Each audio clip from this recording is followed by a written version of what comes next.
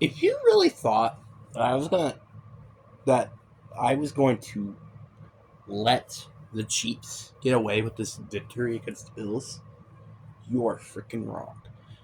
What is up, you guys? It is your boy, Brenton Biggers here. Welcome to another video. In today's video, we are going to be talking about why the Kansas City Chiefs should not be in the Super Bowl, and they are fraudulent, and they are a poverty franchise. Anyway, let's get into the video. So before we get into today's video, like and subscribe. We are on the road to getting to 500 subscribers. And if you guys hate the Chiefs, comment down below.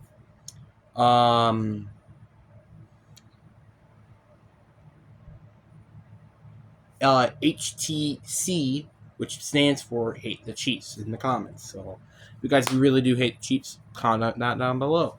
Anyway, enough said. Let's get into the... And also, if the first person who will comment that will get a like, love sign by me, and also pin. But if you even comment it, I will like that, and I will follow you back, as usual.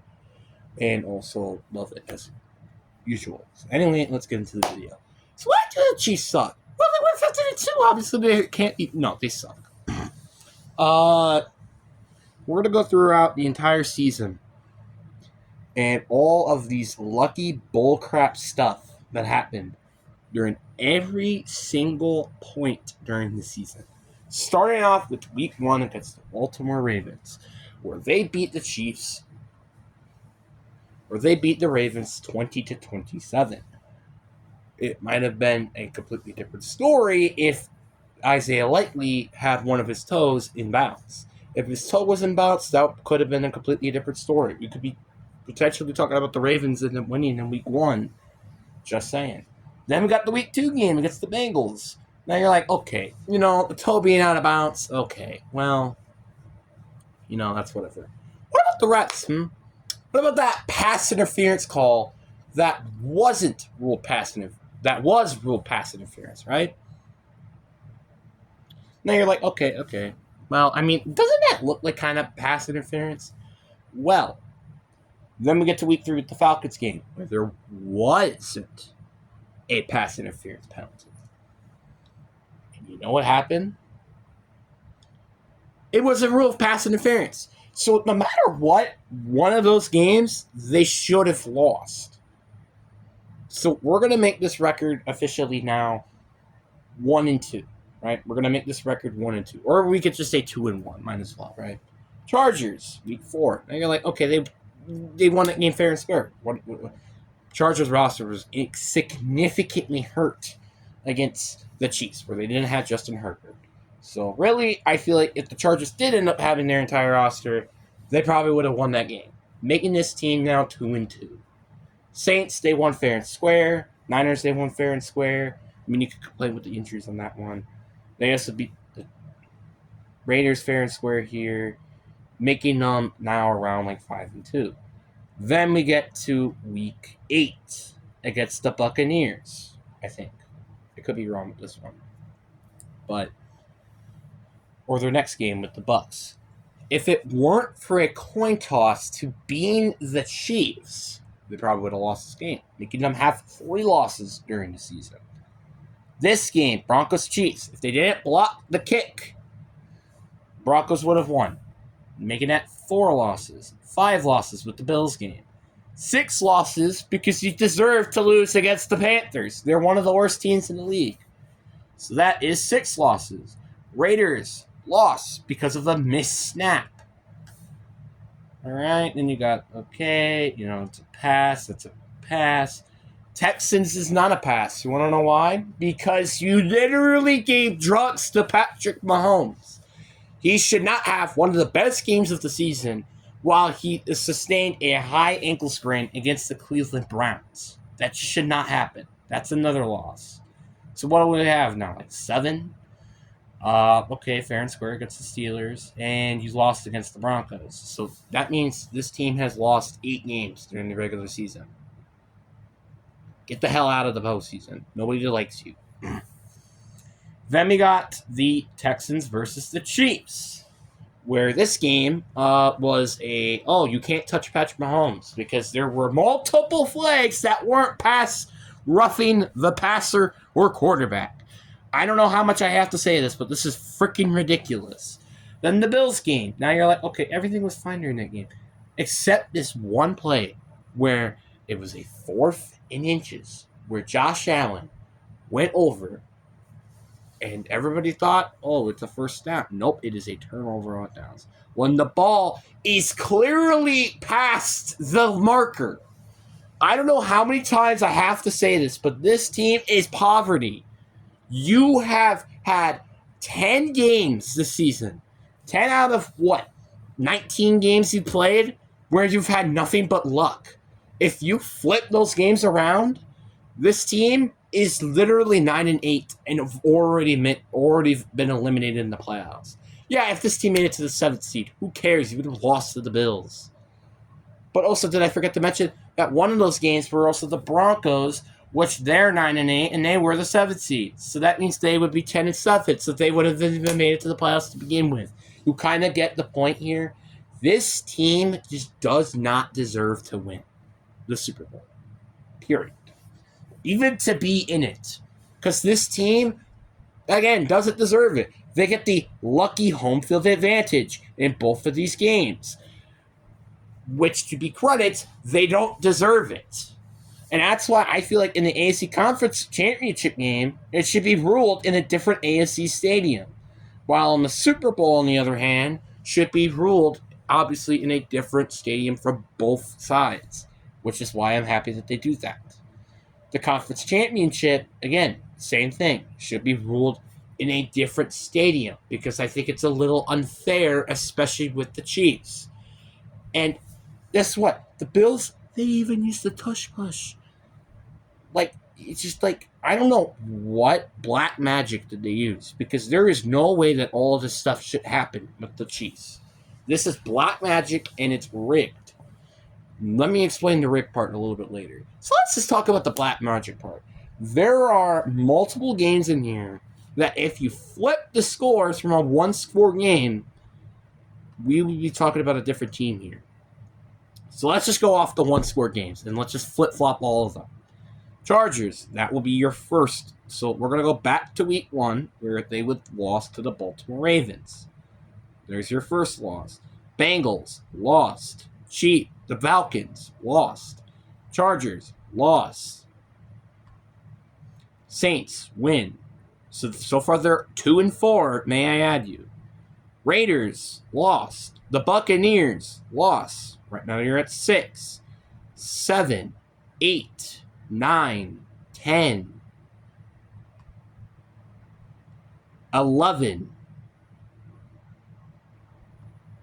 12. There have been 12 games that have been decided by a one-score game. And I said 8 of those should have been losses. Or, well, not 8 of them. 6 of them should have been losses. That's 50%. I don't know what else I have to say, but they should not be a playoff team. They should be a dumpster fire, trash organization. This team has cheated in so many games that it's actually kind of ridiculous.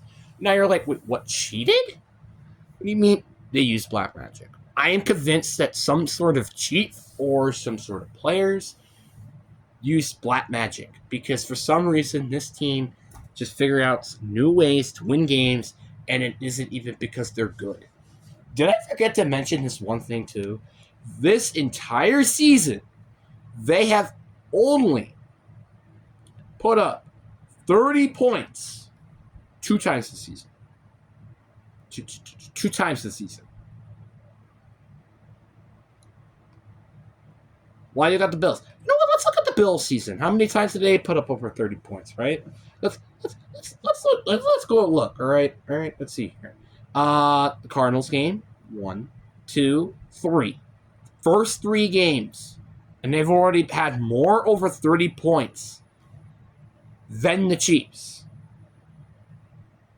All right. Let's see here.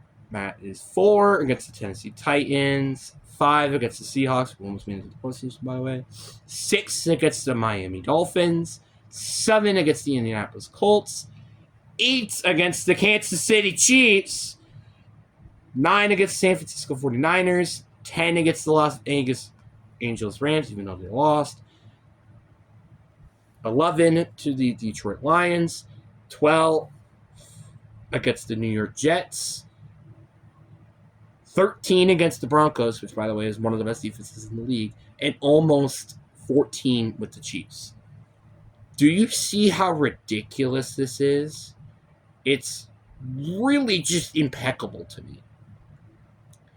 And you want to also hear a bit of a difference as well. Here's your difference for you. Where is it? Where's the okay? Wait, that's 2022. I'm gonna go to current. All right. Want to hear the biggest point differential? 37 is the biggest point differential that this team has ever had this season. What is the Chiefs? 14. That just proves to you that this team, if I believe they played in Buffalo, which they probably should have, they would have lost that game. Do I have to explain anything else? I feel like the first and the second seed, if they win against each other, should not play in the first seed stadium. That's my opinion. If the second and sixth seed, for example, played in a Philly stadium, that would have been fine because it makes sense. Because the Commanders should have not even made it that far. So the Eagles should have the huge advantage. Not the Chiefs. And the Chiefs, just I don't know how to explain this anymore. I don't care that we could talk about all the refs. Oh, the refs suck, blah, blah, blah. And let's look at their injury chart for this game, right? So, according to this website, the conference championship game, the only person who was ruled injured was Jawan Taylor, right? Only person who did not play during an entire game. Let's look at the Bills here. Dylan Dotson, out with an illness. Right? We actually, you know what? No, hold on a minute. I'm looking at the wrong one. So this entire season as a whole, they've had Jalen Johnson's injury, Jawan Taylor, Patrick Mahomes, Micah Carroll,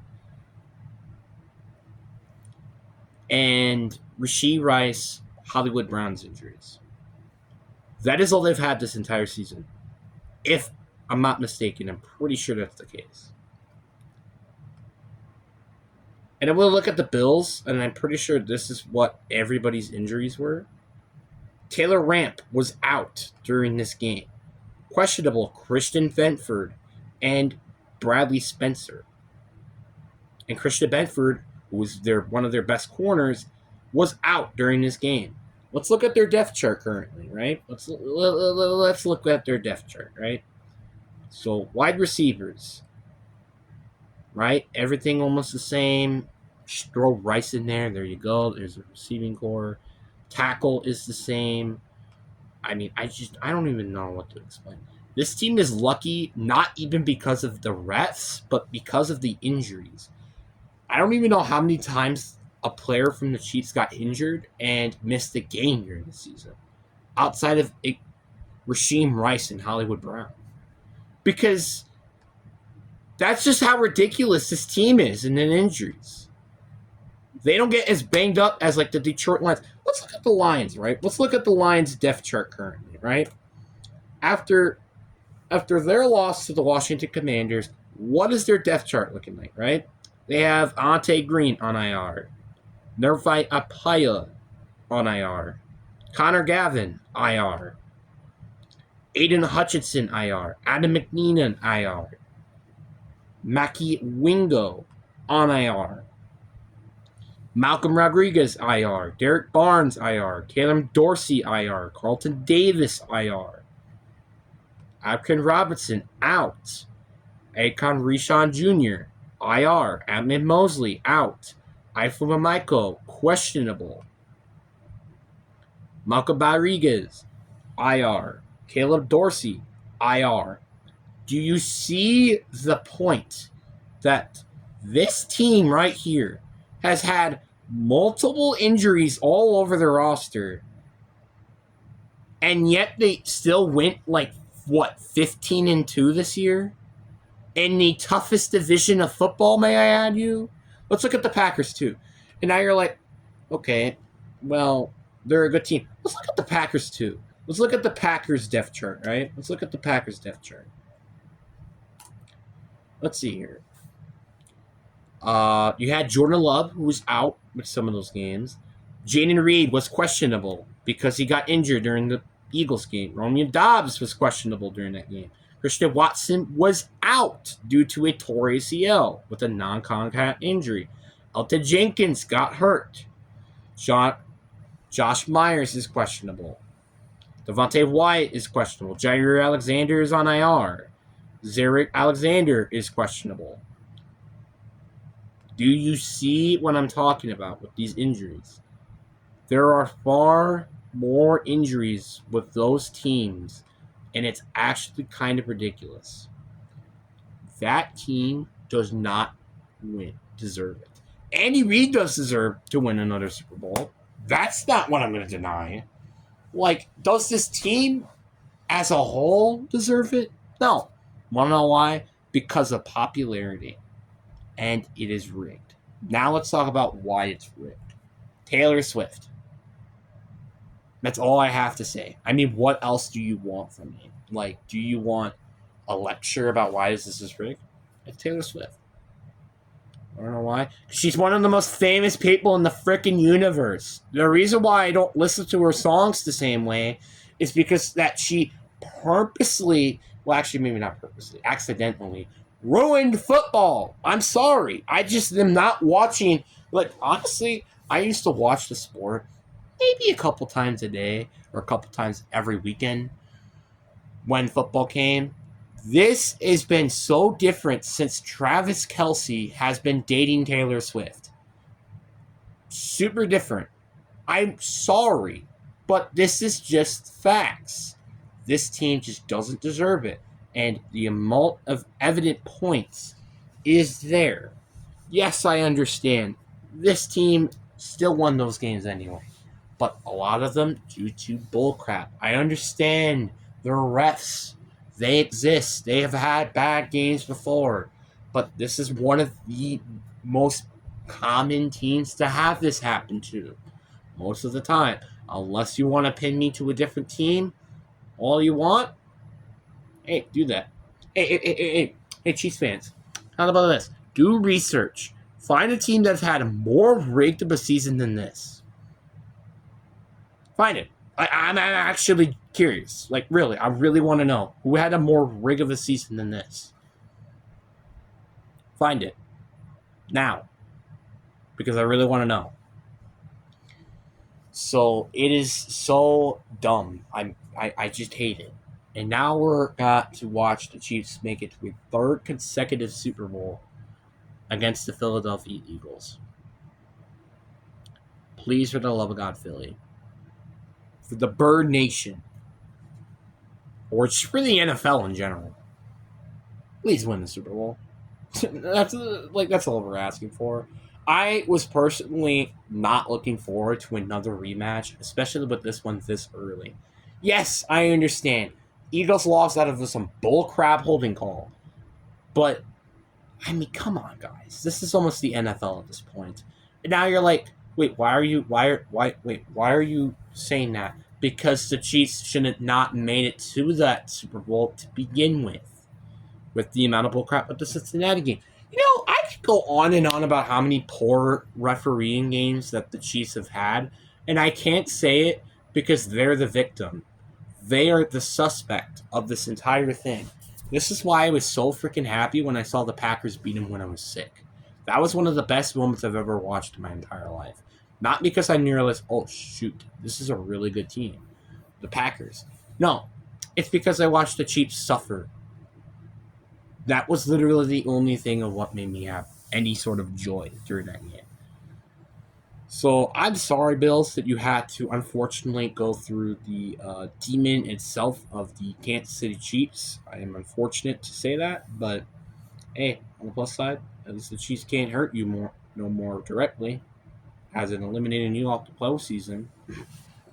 So I just feel very bad. Bills don't deserve this. They had such a spectacular season, but hey, I mean, this was a retooling year, right? I mean, maybe get another better receiver, maybe get a better secondary. No, maybe you might be back at the AFC Championship game, and heck, even better, maybe the Chiefs might not be in the AFC Championship game. Just saying, that would be really really fun. Just saying. But yeah, but anyway, guys, I really do hope you guys enjoyed this video. And also, this is the second time I made this video because the last one was getting age restricted. So yeah, but anyway, I hope you guys enjoyed this video. Peace.